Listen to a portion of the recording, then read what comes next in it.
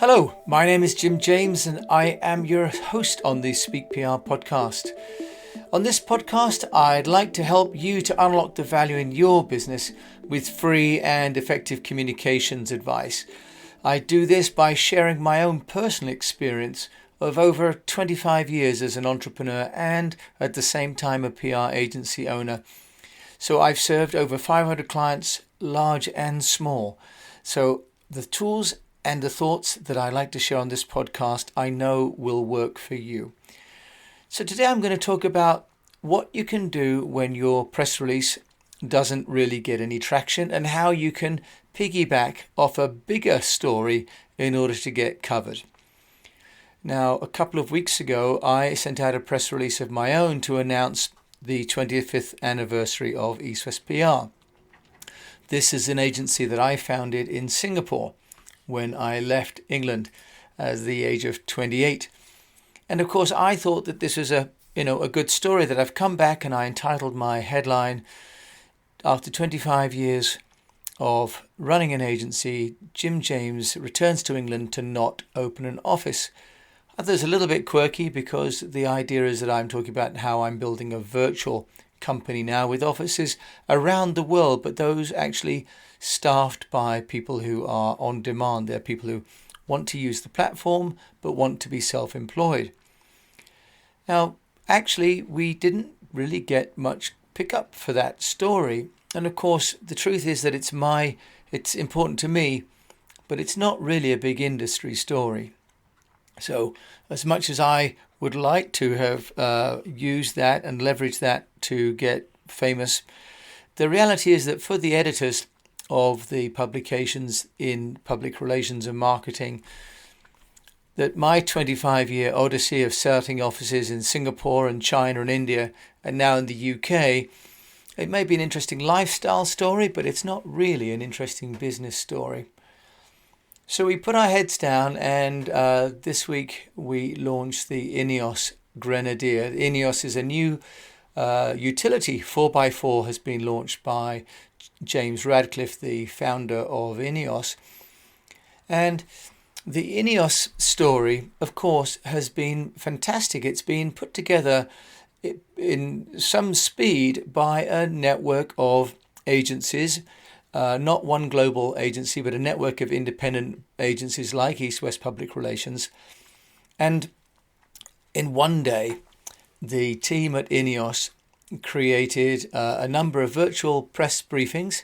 We hosted in Singapore at 9 o'clock in the morning for some 14 journalists from Indonesia, Vietnam and Thailand. On the press briefing, there were no cars. So unlike the normal press launch that we've done and that I did for Morgan Motor Company in China when I owned the business of importing cars there, we would in the past have a vehicle and the journalists and people would get in. But actually on this occasion, it was showing of videos, of graphics, videos of the designers talking about the evolution of the car and showing the graphics and the origination of the cars, followed by a press release, of course. Now, it seems as though this INEOS launch has been wildly successful, and it has been wildly inexpensive by comparison to the traditional launches that take place. And I've seen some statistics which I can share only in part, which is that the coverage being obtained by the INEOS launch is some twice that of the Land Rover launch that was taking place in the same week, where they had physical product being driven and being shown. So we're in an era where the media are now expecting to have interaction and information provided, but are not expecting to see the physical product. That's really a land shift for everybody in the industry, and I think it's going to show how it's possible to create a global marketing campaign at a fraction of the cost of the traditional product launches. Now, what the byproduct of the INEOS launch was, and this is where I think the opportunity for us as business owners comes in, is that the INEOS launch was fantastic for many reasons, and one of them was that the INEOS client was happy for all the agencies to announce that we were working on the INEOS project. Normally, agencies are not allowed to say this in the media, but it's a smart move on behalf of the INEOS PR team, because they understand that if each agency can then mention that they are working on the INEOS brand, of course, we've all got our networks, we've all got our promotional ploys. And as a result, a number of agencies around the world all promoted the fact they were working on the INEOS launch and put it through their own social media channels as well. We, of course, put it on our social media channels in Asia and in Europe. For example, Campaign Asia, PR Week, Marketing Interactive, all picked up the story that EASTWEST PR was working on the public relations for this new utility 4x4. As a result of carrying these amazing photographs of the new product, they wrapped up the fact that we were now celebrating our 25th anniversary. In the piece announcing that we had picked up the INEOS, then the journalists were saying, well, who is EASTWEST? And the next story, of course, was EASTWEST was an agency started 25 years ago by an Englishman who has set up agencies in Singapore, China, and the UK and India.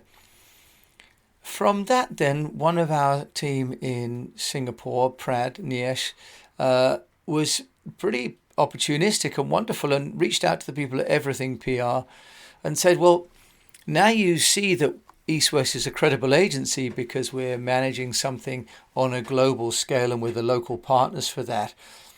Would you like to talk about the journey to setting up the agency? Now, I had originally sent out a press release saying how jumping out of an aeroplane at the age of 18 led me to start a PR firm in Singapore. I thought it was a pretty catchy headline for a press release, but I got knocked back by the people at the EIN, which is an international news network, saying that they felt my headline wasn't really a news headline, it was more of an editorial article headline. And of course, this is really what it was, and I thought that I would take a risk on that, but I got pushed back by the news distribution service. But for the pitch for a one-on-one interview, this is an ideal headline because it's a little bit quirky, a little bit of a story behind it. I actually did jump out of an aeroplane at the age of 18, if anyone's interested. And what I learned from that opportunity was that I could raise more money in an afternoon jumping out of an aeroplane than I could working for a whole month selling toys in a department store.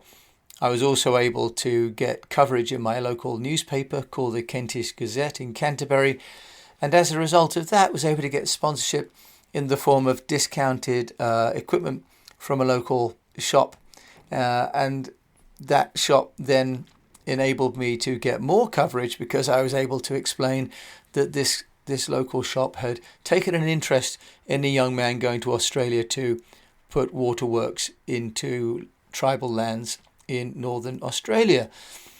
So the whole narrative then around my journey became an opportunity for Pradnyesh in Singapore to pitch to Everything PR about how the company has been started. And I was able then to author a 5-question Q&A, which then appeared at the end of the week for EASTWEST Public Relations. So a very busy week, starting off on a Monday with some disappointment that my news about launching my agency in the UK wasn't really being picked up by the media. But by the end of the week, having just got our heads down and done the work of launching this amazing looking 4x4 Grenadier, we were able to use the halo effect in order to get coverage. And I raise this because what we often do as companies is we are, in fact, almost always part of a bigger story. We often like to think of PR as our own story, but in reality, it can be reframed in order to be of interest to a journalist or an outlet, or even within our own social media. Because as often people say, we're not as interesting as we are as when we're being interested. So we are often thinking about ourselves, but it's when we ask questions about others that people start to take notice.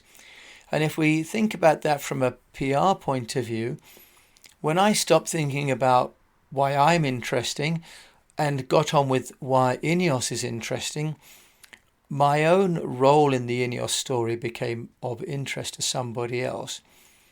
So letting go of our own ego to some degree, not worrying so much about how we're interesting, but how what we're working on for others is sometimes more interesting and can be a bigger article or TV story or social media piece or case study than our own part of the story. And in doing that, if we do this in an ongoing way, what we're also doing, of course, is showing the narrative of our company. Because I talk about in Speak PR the 5 stages, and the first is storification, the second is personalization, the third is engagement, the fourth is amplification, and the 5th is to know. But in storification, what I explain and what I illustrate is the importance of creating our own story in chapters.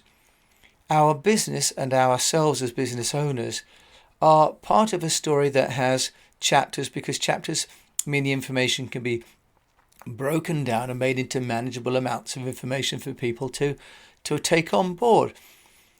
So for us, if you like, this week has been another chapter in the EASTWEST story.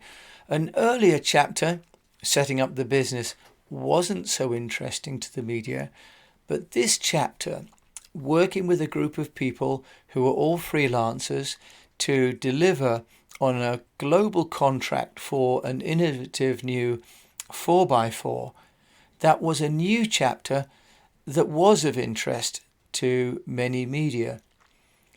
So perhaps if we think about our own story, do we have any things that we're doing, that we're working on as a company, for a client, for a guest, for a member of the staff, for an investor, that we can repurpose and think about as part of a bigger story? Can we see ourselves through the lens of the journalist and the audience and say, well, that company is only part of a story. It's an interesting and maybe mission critical part of the story, but it's not the entire story. How can we think about our own businesses and our own people within those businesses and reframe them? Because as I found this week, jumping out of a plane when I was 18 was interesting to me and started off a sequence of events that led me some 30 odd years later to be promoting a British automotive brand in Asia with a team of people. The narrative itself then becomes interesting, but we have to think about our role in it. The lesson I'd like to leave with you then for today in a short Friday afternoon is that there's news in everything, but it isn't necessarily the story that we think we're going to tell that people want to listen to. Sometimes the story that we've got is bigger than us, but we just have to see the role that we play in this story. And we may not always be the hero. Sometimes we're in the supporting cast. But as with any good book or any good movie, all the characters are important. And what's important from a PR point of view is that we keep on playing a role and that we keep on somehow getting listed in the credits. Because if we get noticed in the credits, the next time there may be a bigger part for us, a bigger opportunity to play a role in the spotlight. So with that, I'd like to wish you all a profitable business, terrific health, and that you keep on participating and communicating.